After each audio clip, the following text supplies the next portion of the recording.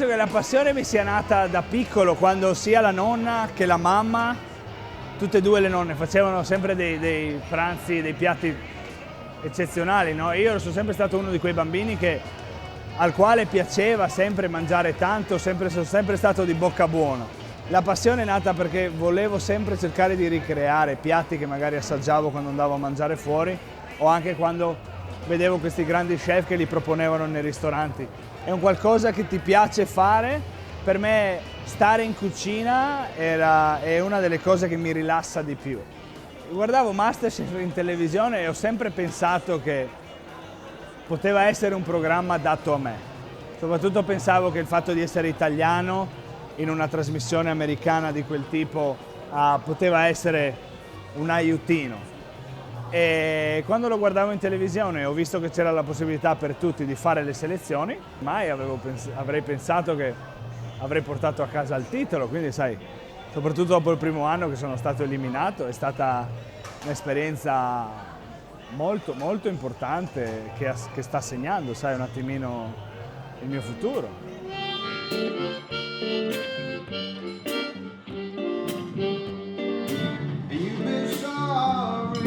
E quando Andrea mi ha chiesto di venire come ospite al Blues and Festival ero un attimino sorpreso perché non riuscivo a capire cosa io avevo a che fare col blues, però poi lui mi ha spiegato che effettivamente si parla di arte, musica è arte, la cucina è arte e quindi è un binomio che va alla grande. Blues è uno dei miei generi preferiti, ho avuto la fortuna di andare a vedere dei grandi artisti in America, soprattutto B.B. King.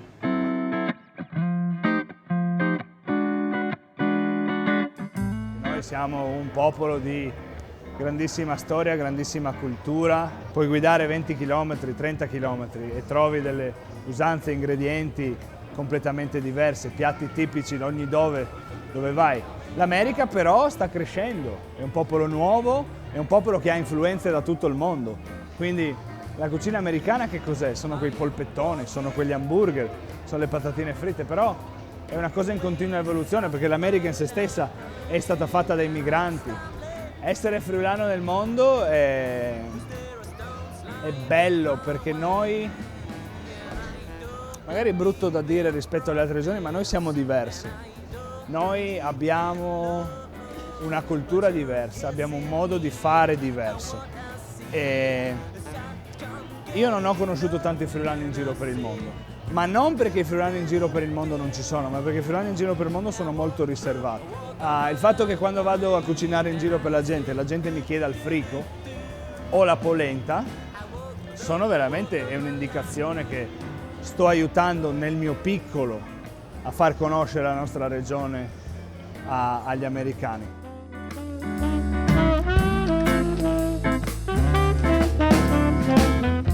Dinner with Luca è un servizio di catering a domicilio. Io vado a casa delle persone che prenotano, lavoriamo nel menù insieme, vado a fare la spesa, porto gli ingredienti e la mia attrezzatura e cucino con loro. Arrivo 3-4 ore prima, dipende dal menù, certi menù sono elaborati, mi tocca andare lì anche 5 ore prima. Porto i miei grembiuli e la gente sta in cucina con me ed è particolare, no? Perché questa gente conosce la mia storia, è piena di curiosità, di domande, mi piace molto. Ho girato un po' in giro per tutta l'America, ho visto posti che non avevo visto prima, adesso a ottobre andrò in Alaska, è una figata.